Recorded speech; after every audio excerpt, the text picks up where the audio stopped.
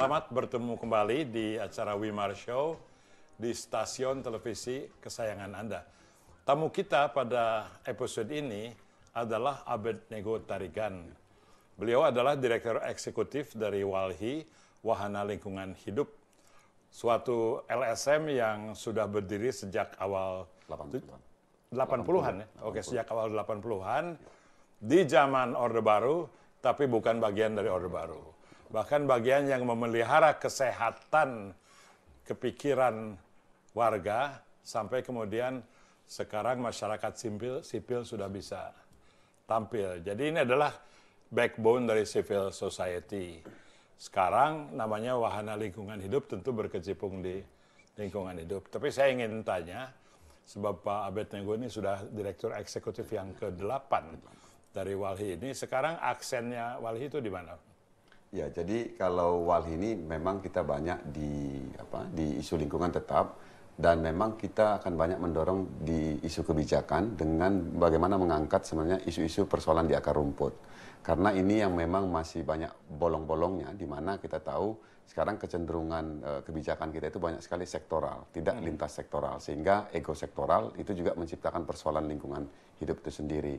Misalnya kehutanan sibuk dengan undang-undang kehutanannya, perkebunan sibuk dengan undang-undang perkebunannya, begitu juga dengan ESDM dengan undang-undang pertambangannya. Jadi ini memang menjadi satu tantangan, dan kemudian juga isu perubahan iklim bukan lagi menjadi isu karena itu sudah menjadi bagian yang ada hari ini, sehingga ini yang memang menjadi penting kita lihat bahwa kita menjadi penting dan strategis terkait dengan isu perubahan iklim ini ada dua. Pertama itu terkait dengan kita juga menjadi wilayah nomor 3 terbesar hutan hujan tropisnya, sehingga menjadi strategis untuk dalam konteks mitigasi perubahan iklim. Tetapi sisi lain juga kita termasuk daerah yang paling panjang garis pantainya, sehingga ini merupakan daerah yang paling rentan juga terkait dengan terhadap kenaikan permukaan air laut. Ya. Nah, kalau kita lihat WALHI dengan kegiatannya, mengikuti pemerintah dengan kegiatannya, tidak selalu bertentangan, tidak selalu bersamaan. Tapi pada waktu tahun 2009, kami melihat nih konyong-konyong seperti ada titik terang ketika Presiden menyatakan dalam pidatonya di Pittsburgh bahwa Indonesia bertekad mengurangi emisi karbon sampai 26%. Kalau sendirian, 41% kalau dengan asing. Tapi saya tidak tahu apakah kebijaksanaan yang sebetulnya menggegerkan dunia itu karena pertama seorang presiden memberikan komitmen begitu konkret. Dulu kita pikir dari mana angka 26, 41%.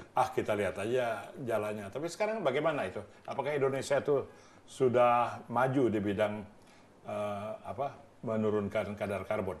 Iya, kalau kita lihat terkait dengan komitmen presiden ini memang menjadi tantangan sendiri, karena sisi lain komitmen presiden yang harus kita apresiasi itu tidak juga berbanding lurus dengan kenyataan model pembangunan yang ditawarkan oleh pemerintahan hari ini.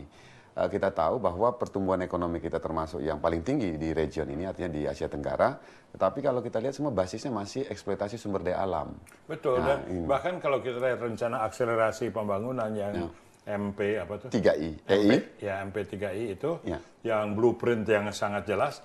Tapi tidak ada perhitungan green economy, artinya tidak ada perhitungan resources yang hilang dalam proses pembangunan. Jadi agak ketinggalan tuh ya. Iya, ketinggalan, dan pada titik tertentu konflik komitmen dengan praktek pembangunan itu sendiri itu sangat besar sebenarnya. Ini resiko ini yang sebenarnya kita hadapi hari ini. Misalnya tadi Pak Wimar sudah menyinggung soal MP3EI, di mana semua kalau kita lihat basisnya sangat ekstraktif industri, ya. Jadi sementara tidak ada pemberian nilai pada nilai ekonomi benda yang diekstraksi. Diekstraksi, dan kemudian juga bagaimana kita menghadapi dengan persoalan lingkungan yang akan hadir. Kan kita tahu bahwa setiap eksploitasi pasti ada konsekuensinya, termasuk konsekuensi dampak ke lingkungan. Ini juga yang tidak muncul sebenarnya di dalam dokumen-dokumen pemerintah, sehingga kemudian terkait dengan komitmen Presiden ini kita menjadi khawatir karena komitmen ini justru muncul basisnya jadi proyek, misalnya proyek REDD, begitu ya. Misalnya reduction emission from deforestation and degradation ini satu proyek yang dikembangkan di titik-titik tertentu seperti Kalimantan Tengah dan Sulawesi Tengah. Tapi kalau kita lihat dalam kacamata landscape, kacamata kawasan, sisi lain pemerintah mendorong proyek perubahan iklim, tapi sisi di luar wilayah proyek iklim itu eksploitasi juga sangat luar biasa. Makasih Pak Abednego. Ya. Kita istirahat sebentar, break sebelum masuk ke segmen kedua pembicaraan dengan Direktur Eksekutif Walhi.